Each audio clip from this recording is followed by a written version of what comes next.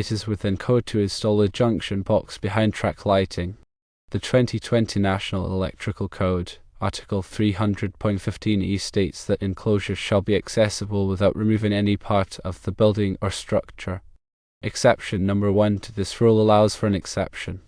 Where the enclosure is behind permanently installed panels intended to be removed only for maintenance purposes, this is allowed.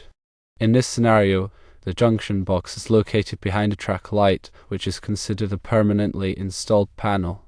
The track light can be removed for maintenance purposes, such as accessing the junction box.